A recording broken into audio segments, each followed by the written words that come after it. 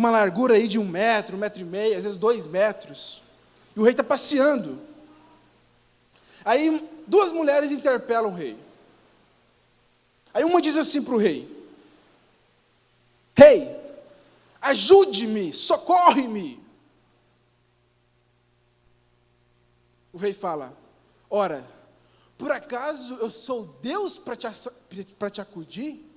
Por acaso eu sou Deus para fazer com que se tenham os alimentos, que o lagar fique cheio? Eu não sou Deus, ele diz. Queria que você lesse comigo. O rei respondeu, verso 27. Se o Senhor não socorrer, como poderei ajudá-la? Acaso há trigo na eira, ou vinho no tanque de se prensar uvas? O que o rei estava fazendo aqui? O rei estava assumindo a sua dependência de Deus? Não, não se iluda. O rei não estava assumindo dependência de Deus.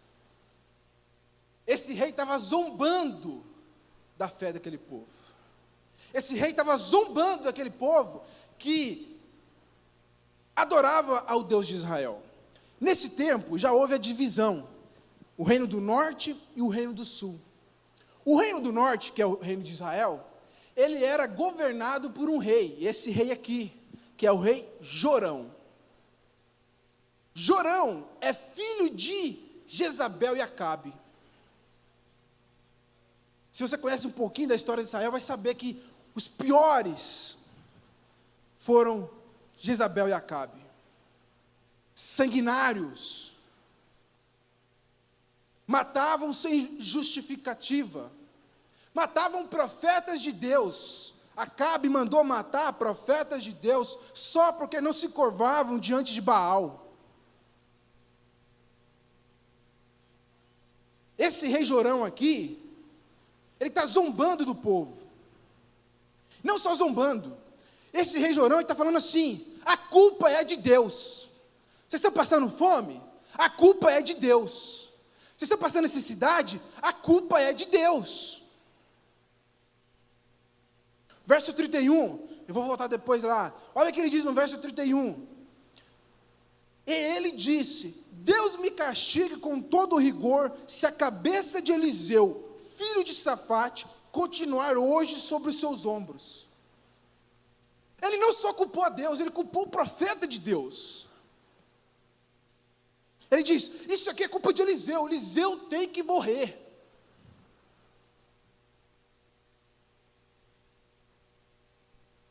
Às vezes, a situação da nossa vida, a situação da nossa nação, ela chega a um ponto tão degradante, e nós ainda temos capacidade de olhar para Deus e dizer: a culpa é de Deus.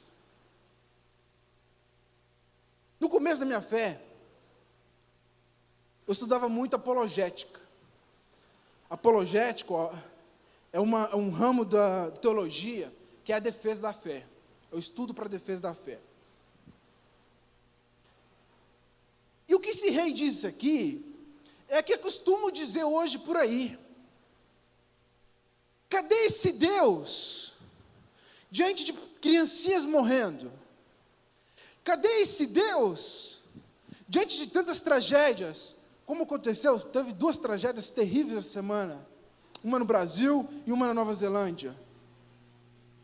As pessoas jogam a culpa para Deus. Se esse rei aqui fosse ao mínimo sensato, se nós ao menos fôssemos sensatos, olharíamos para nós e não atribuiríamos culpa a Deus. No capítulo 3 de 2 Reis, verso 1, 2 e 3, você vai ver que vai falar ali do rei Jorão, filho de Jezabel e Acabe, que faziam coisas que eram horríveis aos olhos de Deus. Jorão era um rei que não agradava a Deus. Jorão era um rei que era a semelhança de seu pai e da sua mãe, cruéis assassinos. A culpa não era de Deus, A culpa era dele. Jorão conduziu a situação àquele ponto.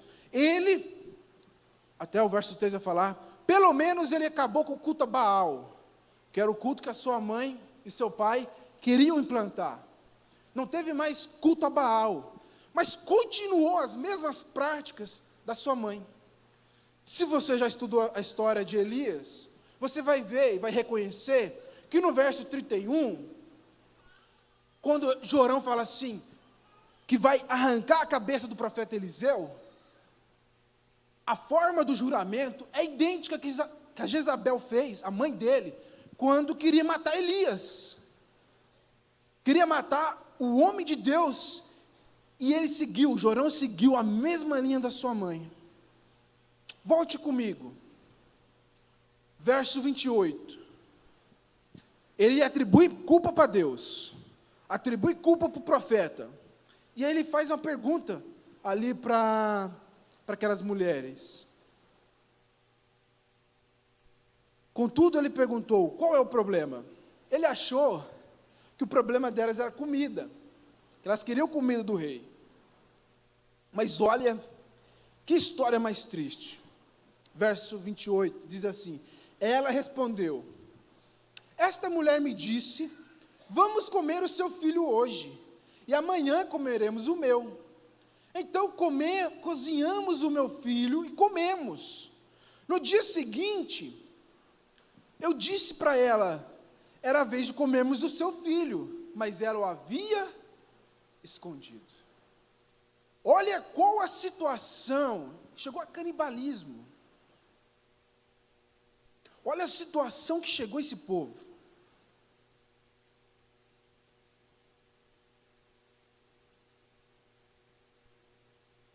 Agora, o que você pensasse consigo aí? Você acha que hoje está diferente? A gente, às vezes, olha essas histórias da Bíblia. Você acha que hoje nós andamos melhor do que eles andavam? Eles ainda tinham um cerco, eles não conseguiam ir pegar comida. E às vezes a necessidade, a gente tem que tomar cuidado. A necessidade faz a gente tomar decisões que a gente se arrepende depois. Nunca tome uma atitude, nunca tome uma decisão extremamente cansado, extremamente necessitado.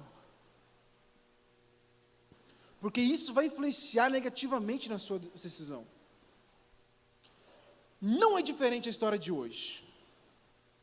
Se você pegar um jornal e espremer, diz André Valadão, sai sangue. Se você começa a acompanhar alguns jornais, você vê que a sociedade hoje, a sociedade brasileira hoje, anda tal qual a sociedade de Samaria. O estado de degradação chegou a tal ponto semelhante a esse. A vida humana não vale muito. O meu próximo que está ao meu lado também não tem grande valor.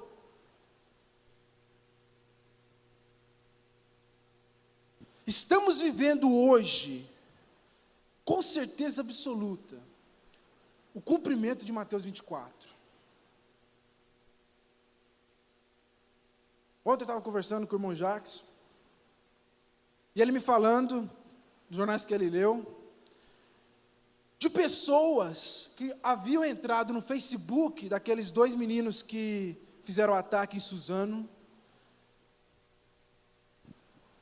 parabenizando aqueles 2 meninos, pela atitude deles, que numa próxima vez estariam presentes.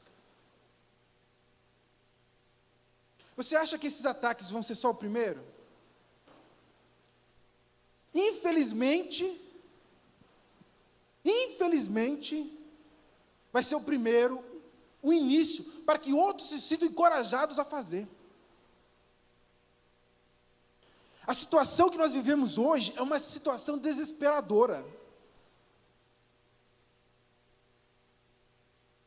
E às vezes nós olhamos os jornais gospels, vamos atingir a metade da população até 2021. De que adianta ser metade da população brasileira evangélica e continuarmos andando nesse lixo?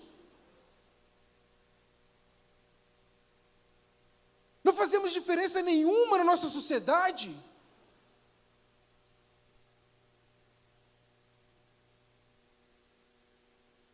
De que adianta crescermos tanto? E aí, como Jesus fala, inchar como um grão de mostarda. Jesus não está elogiando o grão de mostarda. Está falando que é contrário à sua natureza. Às vezes a igreja pode estar crescendo, crescendo, crescendo, mas a essência não é boa.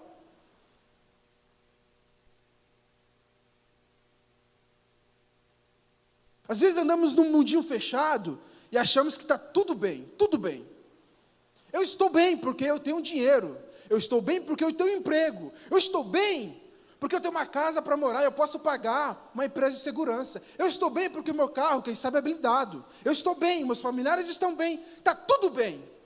Na verdade, está tudo como estava em Samaria. Tudo mal.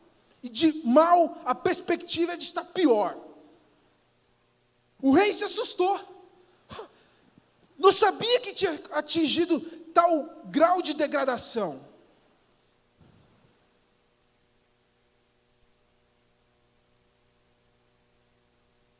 Aí o rei, o que ele faz? Verso 30. Ficou assustado. Quando o rei ouviu as palavras da mulher, rasgou suas próprias vestes. Como estava acima nos muros, o povo viu que ele estava usando pano de saco por baixo, junto ao corpo. Sabe o que significa pano de saco? Primeiro, rasgar as vestes era um sinal de indignação. Então ele rasgou as vestes dele. E por baixo estava pano de saco. Significava para o povo de Israel, povo judeu, um estado de humilhação. Mas olha o contrassenso. Um rei que coloca culpa em Deus, coloca culpa no profeta, diz para o povo que está se humilhando para Deus vestindo um pano de saco. Às vezes, agimos da mesma forma. O exterior é de humilhação, mas o interior é de orgulho, de prepotência. De que adiantava ele estar vestido de pano de saco, se o que ele deveria fazer, ele não fez? Você consegue pensar numa solução para o rei Jorão? A situação que está, meu povo está passando fome, eu não tenho comida, eu estou cercado pelo exército vizinho, a perspectiva é de que vou morrer, porque vai acabar a comida aqui, eu vou morrer ou de fome, ou vou abrir a porta, eles vão entrar e vão me matar. Eu sou o rei, eu sou sacerdote na minha casa, você que é homem. Minha casa está na mesma situação que estava Samaria. O que devo fazer? Você que é líder de célula, o que você deveria fazer numa situação dessa? Segundo a Crônicas 7,14. Se o meu povo se humilhar, imagine só, gente. Deus mostrou misericórdia. Deus mostrou, isso aí. Deus mostrou misericórdia. Você pode anotar na sua Bíblia, depois você lê. Deus mostrou misericórdia com o povo sírio, da Síria. Curou o comandante deles. Fez com que os soldados fossem entregues nas mãos e devolveu-os em sãos e salvos. Será que o rei Jorão não poderia buscar apoio nesse mesmo Deus? Será que ele não poderia olhar para o passado e falar, não, eu vou me humilhar para esse Deus. Eu não vou contra Deus, eu vou a favor de Deus. Deuteronômio 30, capítulo vai falar ali, porque eles estavam sobre uma outra aliança. Nós pregamos aqui, nós estamos sobre a nova aliança. Esse povo está sobre a aliança da lei. Na aliança da lei, se você andava fora os caminhos da lei, você tinha os castigos, você era disciplinado. Mas havia uma sanção liberatória. Você andou fora dos caminhos de Deus, olha que esse Deus é maravilhoso. Você andou fora dos caminhos de Deus, havia uma sanção liberatória no capítulo 30 de Deuteronômio. que é justamente o povo se humilhar, o povo buscar a face de Deus, reconhecer os seus maus caminhos e se arrepender deles. Deus sempre está com as mãos abertas para nós, amém? Deus está sempre com os braços estendidos para nós. Lógico, nós desfrutamos de uma graça muito maior hoje, mas a mesma graça estava disponível no Velho Testamento. Deus estava com a mão estendida, basta que vocês se convertam dos seus maus caminhos e me sigam. Esse rei não preferiu esse caminho, esse rei preferiu afrontar ainda mais a Deus, afrontar ainda mais ao profeta de Deus. Dito tudo isso, nós entramos no capítulo 7. Esse rei, só deixa eu conjecturar antes, para você ver como é que Deus é poderoso. Lindo. Diz assim, o rei, no verso 31 vai falar, o rei quer matar Eliseu. Eliseu é o causador de tudo isso aqui. E ele manda um soldado ir para matar Eliseu. O rei de Israel mandando matar o seu próprio profeta, que tantas e tantas vezes livrou ele. Aí ele vai para matar o profeta. O profeta estava na sua casa, estava lá dentro de Samaria, dentro do cerco de Samaria. Ele viajava muito ali, né? Estava nessa ocasião, ele estava preso lá, para a graça daquele povo. E na sua casa, o profeta conversando com alguns anciões. Deus lhe avisa, assim como ele avisava, quando ia ter emboscada para o rei de Israel. Avisa o profeta Eliseu, o rei está mandando alguém para te matar. E ele vai atrás para se certificar que você vai ser morto. O profeta faz o quê? Fica desesperado. O profeta faz o quê? Manda vir os aliados dele para cercar a casa. Não, o profeta confia na palavra de Deus. E o profeta diz para os anciãos, vai vir o rei aí, aquele assassino, quer mandar me matar. Fechem as portas. Porque vinha o comandante na frente e o rei atrás. Aí os dois chegam juntos, a porta fechada, os dois chegam juntos. Aí o rei fala para Eliseu,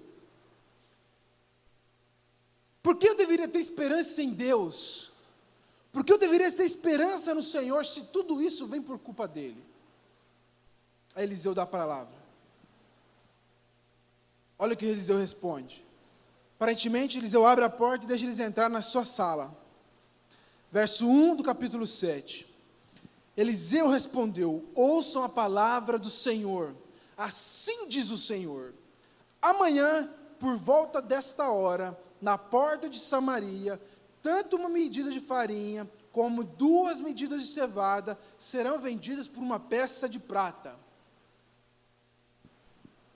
Um saco de farinha, um saco de cevada, custaria 1 medida de prata. Só que naquele momento que ele fala isso, vocês lembram que nós lemos no verso 24? Uma cabeça de jumento, que é muito menos alimento que um saco de farinha, valia 80 unidades de prata, 1 quilo de prata, 80 ciclos de prata. Aí o comandante que foi ali para matar, ele olha para Eliseu e zomba de Eliseu. Nem se abrisse janelas nos céus, isso poderia acontecer amanhã.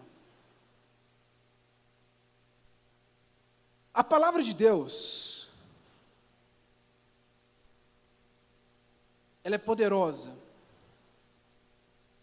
mas ela é como o sol. O sol, vindo sobre o barro, ele endurece. Aquele homem, ouvindo a palavra de Deus, de vez se lembrar de tudo aquilo que Eliseu já fez, de vez se lembrar do poder de Deus por intermédio de Eliseu, ele prefere agir de forma incrédula. Fala, nunca isso aqui aconteceria. Amanhã, essa hora, impossível. E Eliseu fala, não foi Eliseu que mandou matar o homem, é a atitude dele. O comandante diz assim, que Eliseu é mentiroso e Deus é mentiroso, eles não têm poder para fazer isso que está falando. Mesmo com todo aquele retrospecto, ele prefere não acreditar na palavra do homem de Deus. E aí Eliseu adverte, todos verão, todos comerão, você verá e não comerá. Aí o rei já fica mais receoso. Não posso matar Eliseu. Deuteronômio capítulo 18, finalzinho dele, vai falar de como nós devemos proceder diante da palavra de um homem de Deus. Quando o homem de Deus fala, Deus mesmo diz, coloque à prova a palavra do homem de Deus. Se aquilo se realizar, foi Deus que falou. Se não se realizar, não foi Deus que falou. Então eles esperaram, o rei volta para casa, sem poder concluir o que queria. Mas nesse mesmo momento, aí a cena muda. Você vai ver aí a partir do verso de número 3, a cena mudou. A Bíblia mudou de cena. O rei ainda estava a conversar com Eliseu. Deus já começou a mover na porta de Samaria. Aleluia. Às vezes você não está vendo, mas Deus já está trabalhando para resolver aquele seu problema que você achou que era impossível. Você não está vendo, mas já está havendo um movimento para o cumprimento da palavra do profeta de Deus. E aqueles 4 leprosos, diz o texto, havia 4 leprosos à porta de Samaria. O leproso, ele não podia entrar dentro da cidade, porque a lepra, ela é contagiosa. Então, alguém que era diagnosticado com essa doença, hoje, o nome dela mudou, a gente fala hanseníase. Alguém que era diagnosticado com essa doença, não tinha tratamento, hoje tem tratamento, então você começa a fazer o tratamento, já não é mais contagioso. Naquele tempo não tinha tratamento, era uma doença estigmatizante. Então aqueles 4 leprosos foram expulsos da sua cidade, não podiam mais entrar em Samaria. Aí os leprosos, eles ficavam à porta da cidade, imagina aquelas portas bem grandes, para passar caminhão, passar carro. Caminhão não existia naquela época, né? Carroça, boi, essas coisas. Aí, à porta da cidade, começam a vir um pensamento sobre eles. Se a gente ficar aqui à porta da cidade, nós vamos morrer. Porque lá dentro está pior do que fora. Vamos fazer o seguinte, agora na calada da noite, para os guardas não verem a gente, vamos descer lá embaixo, no arraial dos Círios. À noite vai ter pouco soldado acordado. Nós vamos ter que conversar com alguns soldados ali, e vamos pedir comida. O que pode acontecer? O soldado nos matar. Mas vai ser melhor morrer pela espada de uma forma mais rápida, do que morrer aqui de fome, de forma mais lenta. E aí aqueles 4 leprosos vão para o arraial dos Círios. Aí Deus faz um milagre. Aqueles 4 leprosos descem a colina, para o arraial dos Círios. A Bíblia conta que o acampamento Ciro, começou a escutar um barulho como de muitos exércitos, muitas pessoas. Aí o comandante da Síria pensou, deve ter contratado os exércitos vizinhos, o Eteu, o Eveu, eles devem ter contratado outros exércitos para vir contra nós. Vamos fugir. Não conseguiremos combater contra eles. Olha a cabeça, como é que a cabeça deles trabalhou. Eles presos lá, imaginaram que tinha vindo exércitos para ajudar o povo de Israel. Acontece que o povo sírio sai correndo do seu acampamento. Sai correndo tão à pressa, que deixa a panela no fogo. Deixa prata, deixa ouro, deixa tudo. Roupa, fica tudo, eles descem a rumo da Síria. aí aqueles 4 leprosos chegam no acampamento, qual a surpresa deles? O acampamento está vazio. Eles veem aquela comida toda, famintos, comem tudo que podem. Eles veem os ouros, as pedras, eles veem ali as traias de guerra, pegam tudo que podem, escondem tudo que podem. No dia seguinte eles pensam consigo: não é certo isso que nós estamos fazendo. Nós 4 estamos aqui comendo, bebendo, com muitas riquezas, e o povo na cidade estava passando fome. Vamos fazer o seguinte: vamos subir a cidade, vamos avisar que o povo sírio foi embora, vamos avisar que aqui tem comida, vamos avisar que aqui tem o mantimento que eles precisam para sair desse estado que eles estão.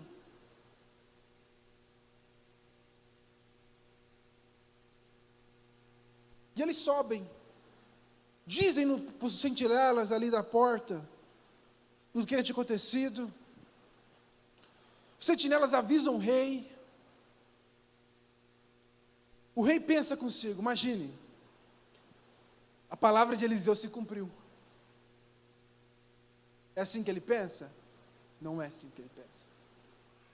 O rei de Israel, Jorão, ele ouve aquele relato e fala: não é assim que aconteceu não. Eles se esconderam e estão esperando a gente descer lá, ir no arraial deles, e vão pegar a gente de supetão.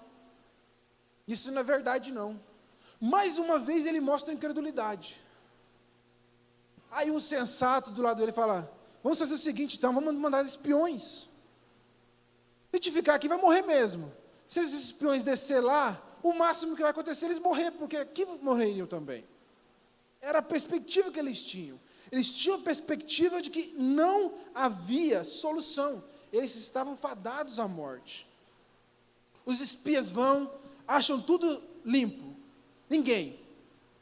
E vão atrás porque saíram tão depressa, que foram deixando roupa, foram deixando traia pelo meio do caminho. E a Bíblia conta que foram até o Jordão perseguindo aqueles restos de coisas. São 40 quilômetros de Samaria a Jordão, Rio Jordão.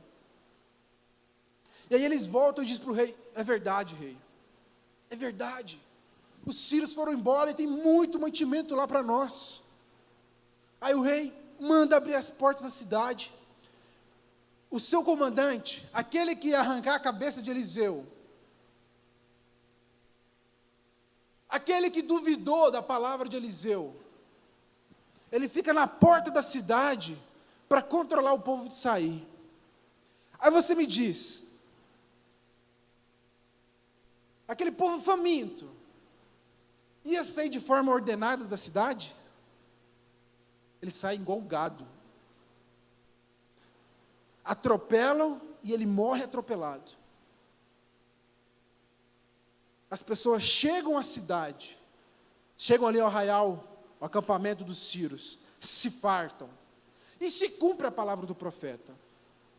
Está escrito lá, no verso 27, capítulo 7, 17. Ora, o rei havia posto o oficial em cujo braço tinha se apoiado como encarregado à porta da cidade. Mas quando o povo saiu, atropelou-o junto à porta e ele morreu. Conforme o homem de Deus havia predito, quando o rei foi à sua casa. Aconteceu conforme o homem de Deus dissera ao rei: amanhã, por volta desta hora, na porta de Samaria, tanto uma medida de farinha como 2 medidas de cevada serão vendidas por uma peça de prata. O oficial tinha contestado o homem de Deus, perguntando: ainda que o Senhor abrisse as comportas do céu, será que isso poderia acontecer? O homem de Deus havia respondido: você verá com os seus próprios olhos, mas não comerá coisa alguma. Verso 20, e foi exatamente isso que lhe aconteceu, pois o povo pisoteou junto à porta da cidade e ele morreu. Que aplicações podemos fazer desse texto?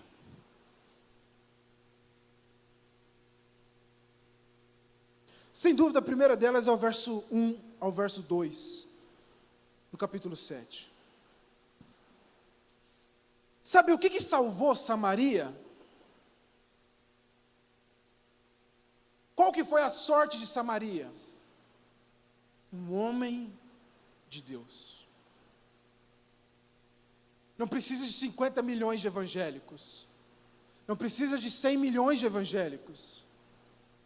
Precisa de um homem de Deus. E aquele homem de Deus não se abatia com as circunstâncias, não se abatia com as dificuldades. Antes ele olhava para a situação e declarava uma palavra de Deus. Sabe o que Tangará da Serra precisa? Eu não vou nem ir para longe. Nós moramos aqui em Tangará e a nossa responsabilidade é essa cidade. Tangará é responsabilidade nossa. Tangará é responsabilidade minha e sua.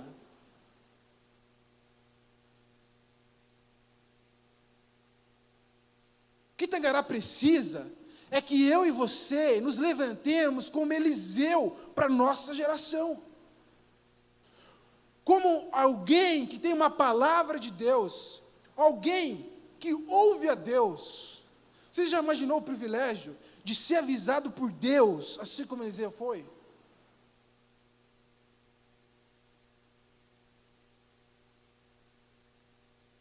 Minha mãe, eu algumas vezes fui avisado de algumas situações, mas minha mãe é impressionante como Deus fala com a minha mãe. E eu olho para minha mãe, agradeço 2 vezes, pela graça de ser filho dela e de poder ter em casa esse exemplo. Toda vez que um familiar meu está para partir, Deus avisa ela. E ela começa a orar, começa a interceder, clamar pela vida daquela pessoa, se ela não entregou sua vida para Jesus ainda.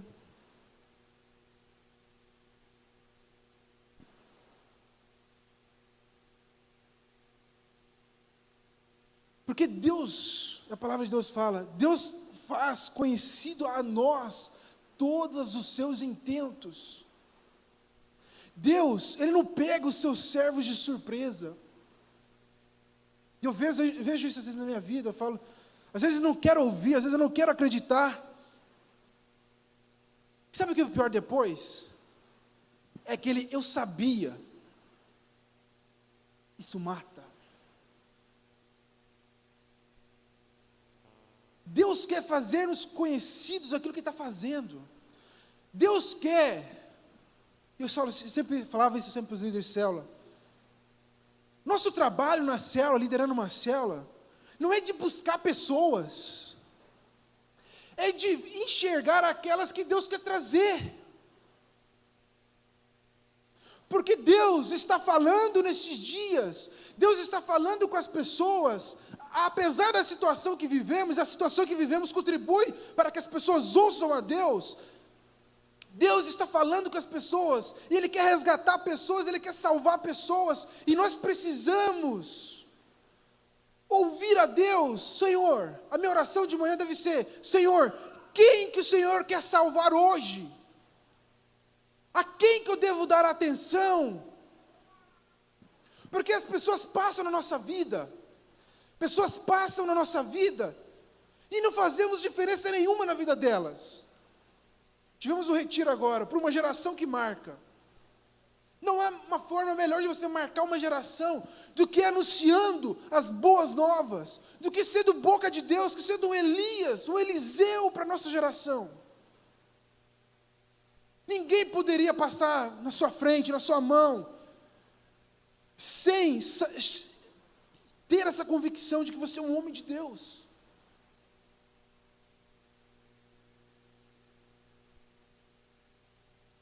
Na pregação de quarta-feira, o meu irmão até citou um texto, que é Tiago comentando Elias. E Tiago faz a questão de falar: Elias, um homem como nós. Elias era um homem como eu e você, orou e parou de chover, orou de novo e voltou a chover. Eliseu, o sucessor de Elias, de igual forma, um homem como nós. Eliseu sempre era advertido pelo Espírito Santo, sempre era avisado. Tiago Brunet, vocês não gostam de ficar citando pregações, mas Tiago Brunet tem uma pregação que eu recomendaria você a ouvir. Porque faz muito mais sentido quando você fala com aquele que sabe como vai ser o seu amanhã. O seu amanhã não precisa ser uma surpresa. Tcharam!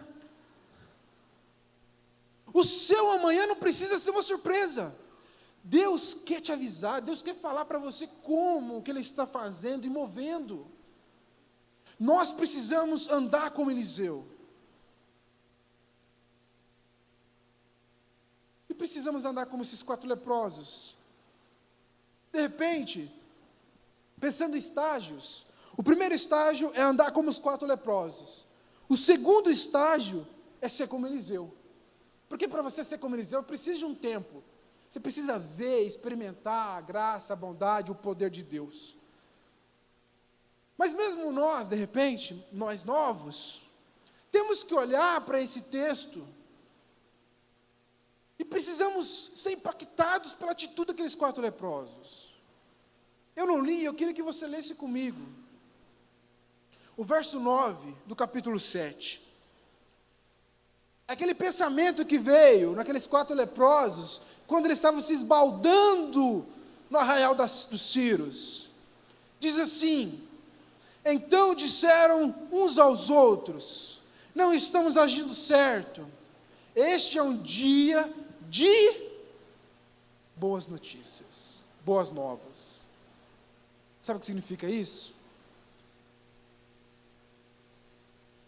O Evangelho é o quê? O Evangelho são as boas notícias de Jesus Cristo para nós. O Evangelho é as boas notícias de Cristo para nós. Eles não achavam justo segurar aquela boa notícia. Você acha justo hoje? Você tem remédio, você tem alimento, você tem água. Porque Jesus é o pão da vida. Jesus é a água da vida.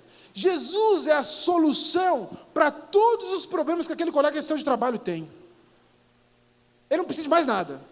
Ele não precisa de um coach. Ele não precisa de um psicólogo. Ele não precisa de um psiquiatra. Ele não precisa de uma nova namorada. Ele não precisa de um novo emprego. Ele não precisa de mais dinheiro ou de um novo carro. Ele precisa de Jesus. Todos nós temos pessoas ao nosso redor que precisam dessas boas novas, que precisam ouvir, porque se elas morrerem hoje, elas vão para o inferno. Você já parou para pensar nisso? Aquele seu colega de trabalho lá, se ele morrer hoje, ele vai para o inferno. O seu parente, às vezes nós nos esperamos com parentes quando os parentes estão doentes. Parece que a doença abrevia o caminho para a morte. Mas não se iluda, não. Para morrer basta estar vivo. A morte é a única certeza que nós temos na vida. Você acha que ele vai durar muito tempo?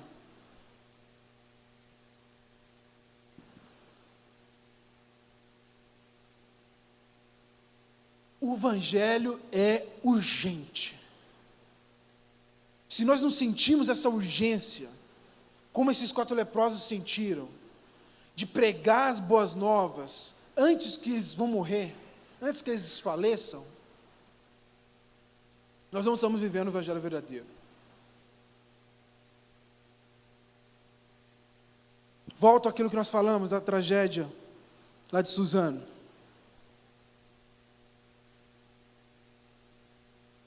o risco é iminente de novas tragédias.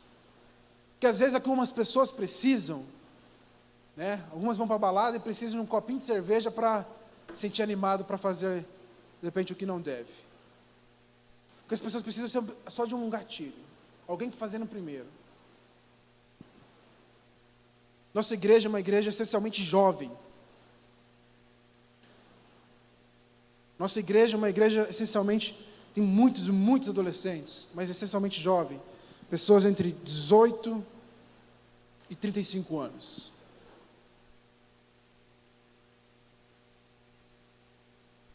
Pessoas que estão em faculdades, estão em escolas, ou ainda que não estão em faculdades e escolas, mas estão no convívio da sociedade. Porque o que mais me choca, escute bem o que eu vou falar,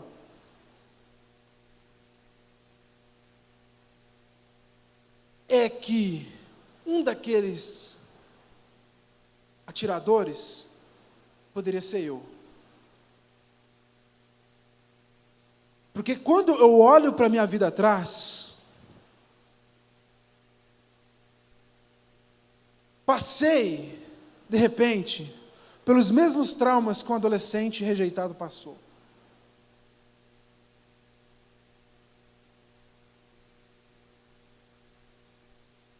E eu fiquei me perguntando, o que seria da minha vida se eu não tivesse conhecido Jesus? O que teria acontecido comigo se eu não tivesse conhecido Jesus? Tem um pastor que ele fala, toda vez que ele vê um bêbado, ele pensa a mesma coisa. Isso é bom, sabe? Isso nos mostra, Jorão não percebeu isso, mas isso mostra para nós o quanto Cristo fez diferença na nossa vida. Mas, como aqueles dois, quantos não existem no nosso meio? Quantos não estão ao nosso redor? E eu não estou falando, de repente, de ir e fazer uma coisa que eles fizeram. Estou falando, de repente, de ir e tirar a própria vida, que é um mal tão igual. Eu estou falando de pessoas que vivem a sua vida sem sabor, sem prazer nenhum. Vivem pelo hino do Zeca Pagodinho, deixa a vida me levar.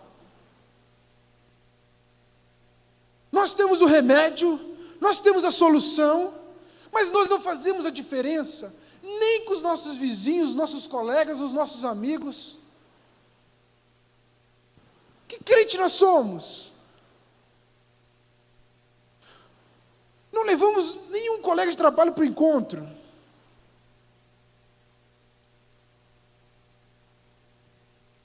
Ou se levou só um e a sua empresa tem 30, os outros 29. Compartilhei aqui esses dias. Eu cursei o ensino médio e o fundamental quase inteiro, foi no retiro, com um grupinho de pessoas que eram crentes. Nunca me chamaram para a igreja, nunca me levaram para um evento da igreja. Eu fui me converti aos 12, numa experiência sobrenatural. Mas ingressei numa igreja aos 17 anos. Você pensou quantos traumas aqueles meus colegas poderiam ter evitado na minha vida, se eu tivesse conhecido Jesus e me relacionado com Jesus de forma apropriada? A vida sem Jesus é muito triste. A vida sem Jesus é muito triste. Ninguém merece viver sem Jesus. O seu colega de trabalho não merece viver sem Jesus. O seu colega de faculdade, o seu colega de escola, o seu vizinho, eles precisam dessas boas novas. Eu vou orar agora para a gente encerrar o culto. Mas eu queria de coração. É possível colocar o número do telefone? Eu vou pedir para ligar para o Nogueira. Ou liga para mim, coloca o meu número, o número do Nogueira. Você consegue colocar, Rangel? Nogueira é responsável por fazer a inscrição do encontro. Tem lá o WhatsApp, você pode mandar o WhatsApp para ele. Você pode ali no final do culto pegar uma ficha de inscrição. A gente às vezes não gosta de entregar muitas fichas, porque a gente não tem o controle. Mas não ouça essa mensagem e fique parado, não. Pelo amor de Deus. Pelo amor. Por compaixão. Aqueles leprosos manifestaram compaixão para aqueles que não conheciam, aqueles que não estavam lá com eles. No mínimo, a compaixão com o nosso próximo. Isso provém de Deus. Mas, um sentimento mais profundo, obediência à vontade do nosso Criador. O nosso Criador, como nós vimos nessas histórias, tem o desejo de salvar a todos, inclusive aquele que você acha que não tem remédio, inclusive aquele que você acha que não vai conseguir salvar. Deus quer salvá-lo. Deus quer dar nova vida a todos. Nós precisamos ser instrumentos de Deus. Como Elias, como os 4 leprosos, nós precisamos fazer a diferença. Nós somos uma comunidade de perto de 500 pessoas. Se todo mundo quiser levar um, não seria possível realizar o encontro. Não se importe com os outros, se importe com o que Cristo está falando no seu coração agora. A mesma diferença que Ele fez na sua vida, Ele quer fazer na vida de alguém. Levante-se, fique de pé. Esse é o telefone do irmão Nogueira, ele é responsável pela inscrição no encontro com Deus. Você que nos assiste, esse culto ele é transmitido pelo Facebook, e a mensagem depois vai estar disponível no YouTube da igreja. Você que me assiste agora ao vivo, ou você que vai assistir a gravação, anote esse telefone, ligue para o irmão Nogueira. Venha fazer o encontro com Deus com a gente. Tenha certeza, o nome não é por acaso, é encontro com Deus. Você vai se encontrar, ter um encontro sobrenatural com Deus, e você vai ter uma novidade de vida. Você vai experimentar o que aquele povo experimentou, com a graça de Deus. Aleluia. Feche seus olhos. Eu queria fazer um apelo aqui, a você, com os olhos fechados, igreja com os olhos fechados. A você que quer entregar sua vida hoje para Jesus.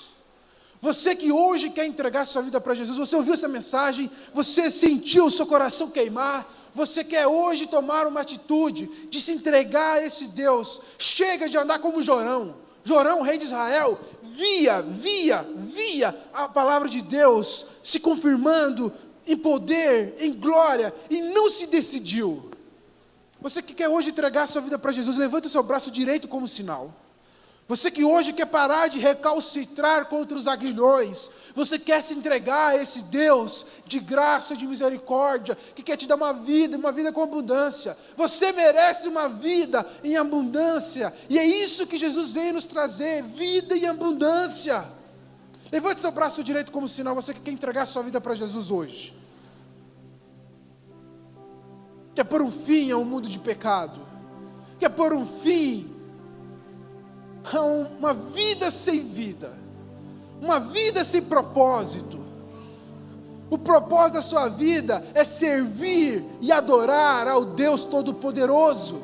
Nada é mais precioso do que isso. Levante seu braço direito com o sinal, eu vou insistir, porque Deus está falando que há alguém aqui hoje. Você que quer entregar a sua vida para Jesus, levante seu braço direito como sinal. Você quer recebê-lo como o seu único e suficiente Salvador. Amém. Você não tem? Se Deus te conceda uma outra oportunidade, que Deus tenha misericórdia da sua vida. Fechamos os nossos olhos. Pai querido e amado, nós oramos essa noite. Te pedimos, ó Deus, ó Espírito Santo, o Espírito que nos traz a convencimento, traga a tua igreja nessa noite ao convencimento, ó Deus. Pai, que essa palavra seja esclarecida em cada coração, que essa palavra, ó Deus, seja edificada em cada coração. Deus, que tenhamos frutos dessa semana, frutos, ó Deus, que nossa vida possa ser transformada. Nós não queremos andar destoante, ó Deus, da tua vontade para nós. Deus, chega de uma vida cristã sem frutos, chega de uma vida cristã, Deus, estéril. Nós queremos frutos, queremos fazer diferença, queremos marcar a geração, queremos ser como Elias, Eliseu, queremos ser homem de Deus, boca de Deus para esta cidade. Ajude, ó Pai, essa igreja, ajude-nos, ó Deus, a ir, ó Pai, e pregar o seu evangelho com ousadia, assim como Eliseu fez. Que possamos pregar o seu evangelho com ousadia e coragem. Oh Deus, coloque palavras em nossa boca, capacite-nos, ó Deus, para ouvirmos, ó Deus, do Senhor e ministrarmos na vida das pessoas. Oh Deus, apresenta, ó Pai, a cada um aqui nessa noite, ó Deus, aqueles que o Senhor quer salvar, aqueles que o Senhor quer buscar. Apresente a cada um, ó Pai. Oh, sabemos que não precisamos nos desgastar muito. A obra é feita pelo Senhor. É o Teu Espírito que faz a obra. Mostre-nos, ó Deus, aqueles aqui, Senhor, quer acrescentar ao Teu corpo. Aqueles que estão ouvindo, estão sendo sensíveis à Tua palavra. No nosso trabalho, na nossa escola, faculdade, no nosso meio, nossos parentes, nossos familiares. Mostre, ó Pai, a cada um aqui, ó Deus, aquele que o Senhor quer trazer, ó Pai. Que tenhamos um encontro lá, ó Pai, abençoado, com pessoas, ó Deus, sedentas de ouvir a Tua mensagem e que sejam impactadas pelo Evangelho. Oh Deus, que essas boas novas, que fez tanta diferença em nossas vidas, possa fazer também, ó Deus, e fará certamente na vida daqueles que nós levarmos para aquele encontro. Nós oramos no nome de Jesus e agradecemos ao Senhor. Oh Pai querido amado, despede, ó Deus, esse grupo de irmãos para a sua casa, ó Deus. Que possamos, ó Deus, desfrutar da graça, da abundância do Senhor sobre as nossas vidas. Protege-nos, ó Deus, dê ordem aos Teus anjos a proteger os nossos lares, a proteger as nossas casas. Que desfrutemos, ó Deus, da segurança daqueles que cumprem o chamado e a obra do Senhor, ó Deus. Oh Pai, aquele que está desempregado, ó Deus, que ele tenha uma oferta de emprego essa semana, que ele possa ser bênção de Deus naquele trabalho. Oh Deus, aquele que tem uma dívida e não consegue pagar, que ele consiga, ó Deus, nessa semana a provisão divina do Senhor, ó Deus, para arcar com os seus compromissos, mantendo o seu testemunho. Oh Deus, que aquele, ó Pai, que anseia pela conversão de um parente seu, ó Deus, possa, ó Pai, nessa semana, ó Pai, ver, ó Deus, o fruto das suas orações. Essa é a nossa oração, essa é a nossa oração, com fé no nome do Senhor Jesus Cristo, amém, amém. Cumprimente o seu irmão com a graça e a paz do Senhor Jesus Cristo. Vai ter ali fora suco e cachorro.